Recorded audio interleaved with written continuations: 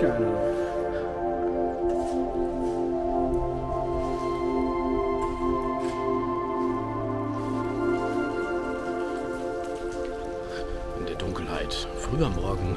We leave Santiago de Compostela in the dark early in the morning on the 3rd of April. And to be honest, I would take a taxi now. The distance today is about 27 to 30 kilometers, which is 18 miles.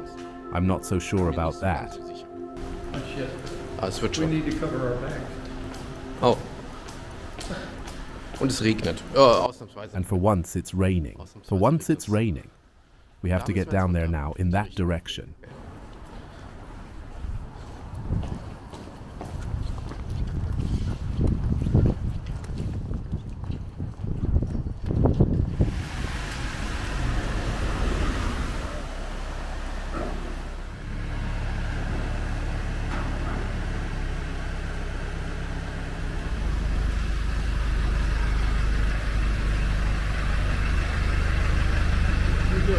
Gracias.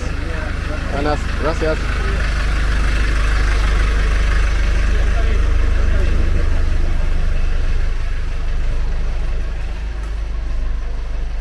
So, what are we going to do after Santiago?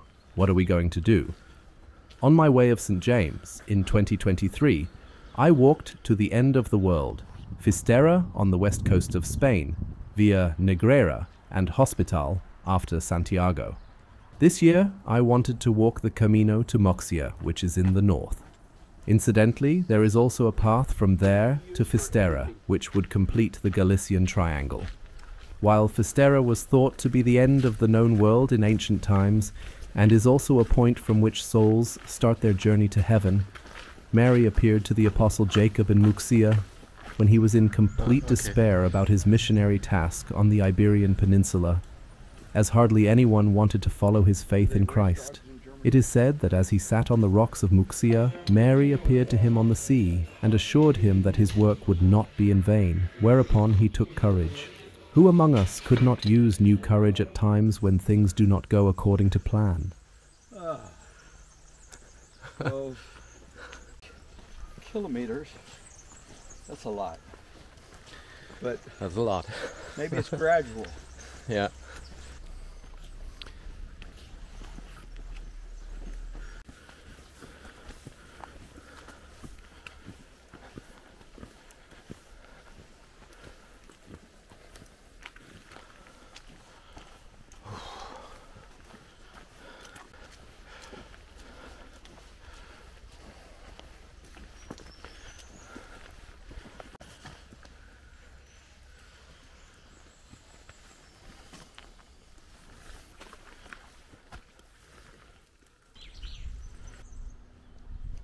I like it, not many pilgrims.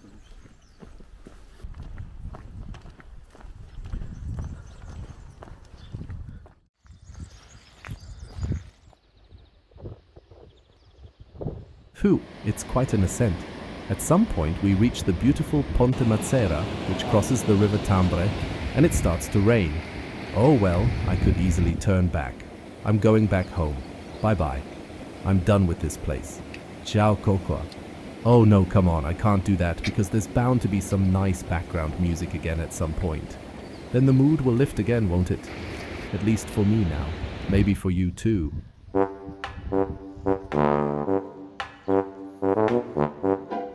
Difficult to get a stamp here. Everything is closed, like this tourist information center because it's Easter Monday. Mike doesn't know Easter Monday.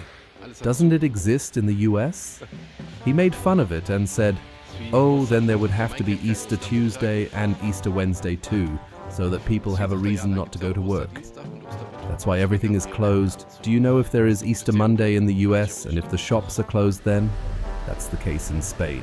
But here there's also a siesta, so nobody actually has to work anyway. Good for them.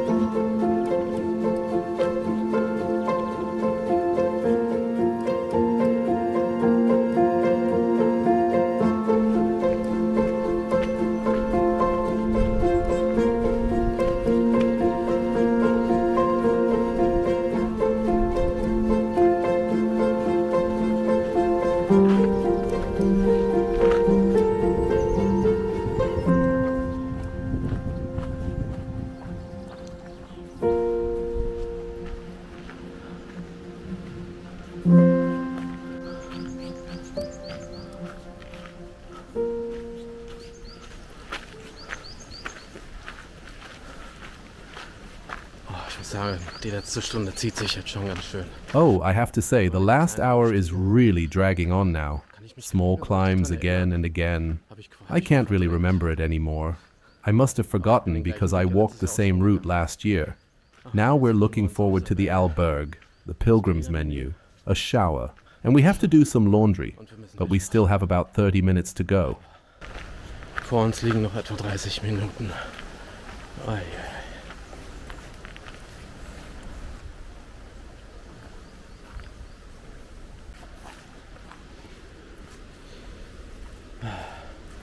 Und weiter. Phew and onwards. Puh.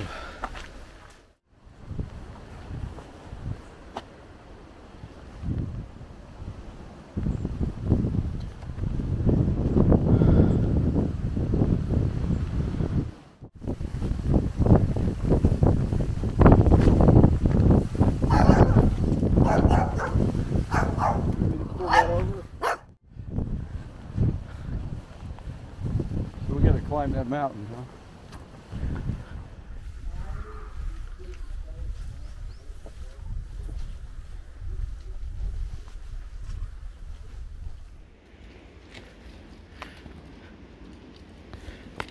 What a cute puppy you are. Oh, sorry, did I scare you? Hab ich dich erschreckt? We have a friend. Huh? We have a friend.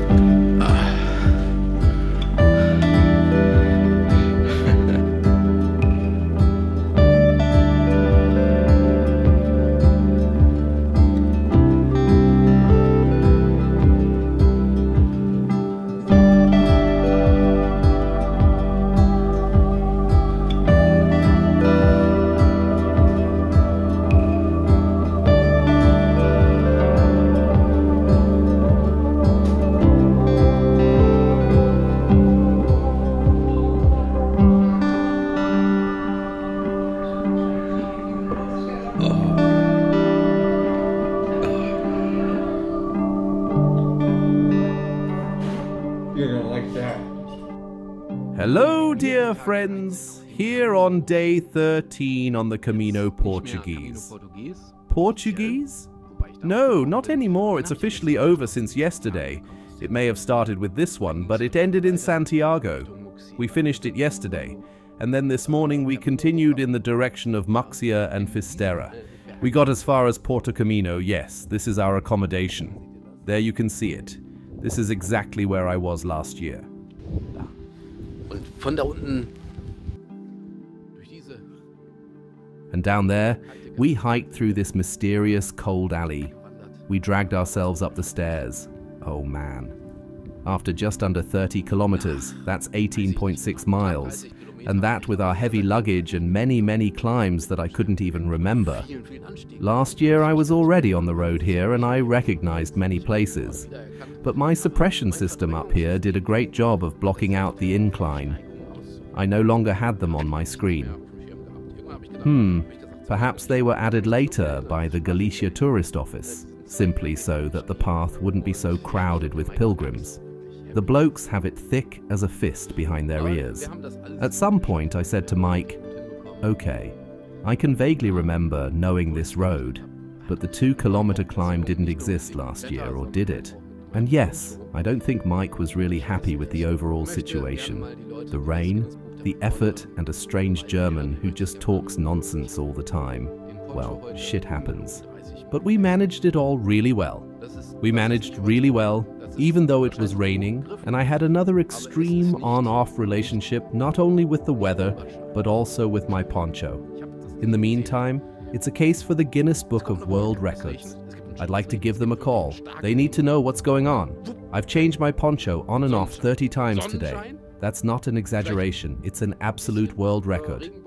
Well, I haven't counted, but it's not unlikely. A cloud appears, it rains, then there is a downpour, a very heavy downpour, and suddenly the rain is gone, and there is glorious sunshine. Then the obligatory rainbow pops up somewhere before grey clouds appear out of nowhere. The wind suddenly picks up again and almost sweeps you off the road, and then it's rain, rain, rain again. And 10 minutes later, beautiful sunshine and clear skies again. Sunshine, then rain again. I couldn't live here in Galicia. I really like Galicia. I really like it. It's beautiful houses, beautiful architecture, beautiful scenery, a beautiful attitude to life that unfolds. But I would go mad in this weather. I would go crazy, especially at this time of year. It's certainly different in summer, when the weather here doesn't have ADHD. And yes, when we left Santiago this morning, I found it very difficult again. I always find it hard to leave this beautiful place, the cathedral, the feeling of having arrived. It's hard for me. Mike was already shuffling his feet while I was still standing in front of the cathedral. He didn't say anything, but I think he wanted to leave. I just needed my time to soak up the atmosphere in the cathedral square. And now we have to go, and it was strange to walk a Camino that you've walked before. It was really a bit strange because this is exactly where I was last year, and at one point in Negreira I had the impression that I had just been here yesterday. It seemed so familiar, so familiar.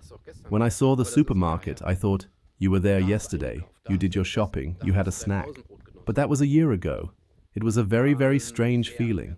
Although I can't remember the climbs, I've completely forgotten them. Phew, yes, exhausting. Mike is going on the Camino Primitivo after this Camino, where there will be a lot of climbs, and he asked himself in between whether he should perhaps take another day's break or just march through, and I told him, if he walks 20 kilometers a day on the Primitivo, it's certainly doable. For him anyway. He is at a very good training level anyway. More than 20 kilometers is just an exception. You can do it from time to time. He also has less luggage as he has left some things in storage in Santiago. By the way, I can recommend this to anyone. If you're walking the way of St. James and you know you want to do another tour so you'll be back in Santiago later, then please leave anything you don't urgently need in a storage. This is possible. I'll put the link in the description. I think Mike will manage this relatively well.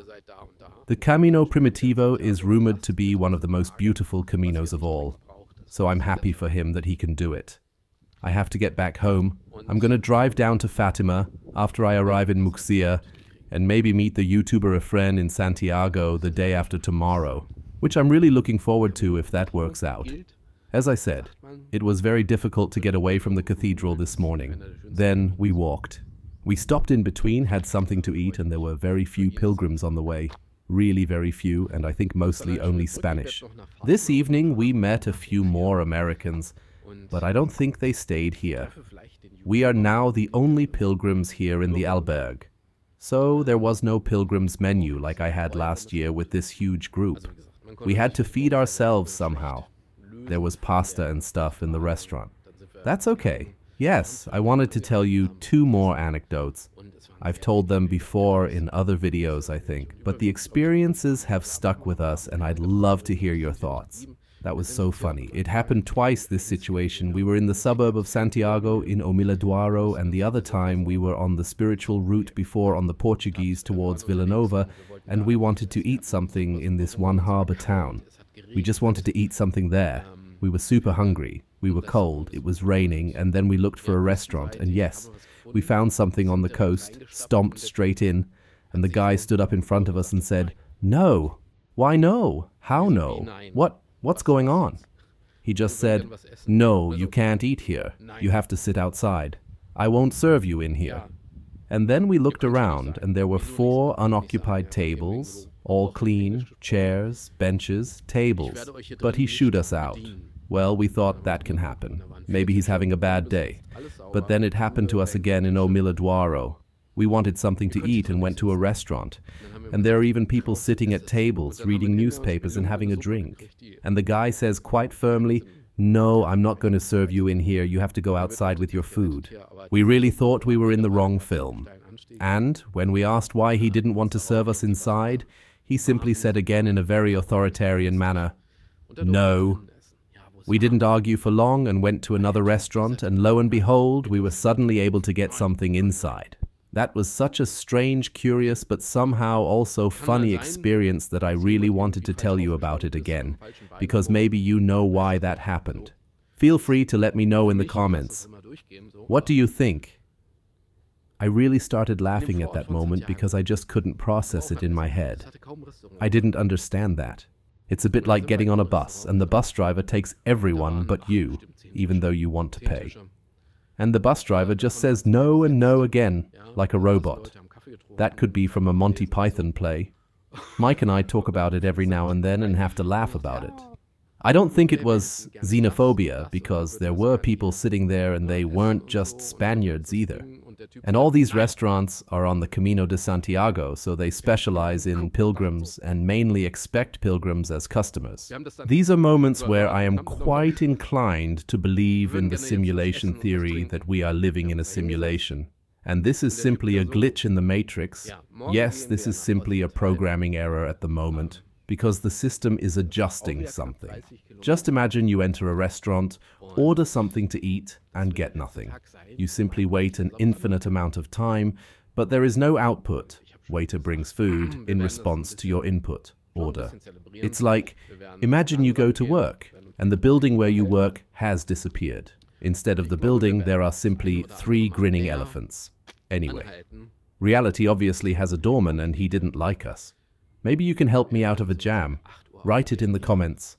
Is there any comprehensible reason that can somehow explain why we had this experience twice? Tomorrow we're going to hospital. That's another 30 kilometers, 18 miles, and that will be the last day. Mike and I will be walking together, and I've already said we'll celebrate it a bit. We'll walk slowly and possibly stop off somewhere for a glass of wine more often than usual, so it will probably be late tomorrow. We'll leave here at around 8 o'clock. We still get breakfast here, and yes, I think we would normally only need 4 or 5 hours, but with lots of breaks it will be 8 hours. But it doesn't matter, and I hope the weather improves. I'm still hoping that the weather will get better. It was just a rainy Camino. It doesn't have to be, but it was. That's the way it goes, you know. There are things you can't predict, and you can take them as they come, and that's what I've learnt on this Camino, as you've already noticed. Thank you for watching, and leave a like. Leave a subscription as you like it. See you tomorrow on the Camino Portuguese, which is now an ex-Portuguese, because we're going a bit further on the Camino Finisterra and Muxia. See you the next day at the latest. So all the best. Don't eat yellow snow. Buen Camino.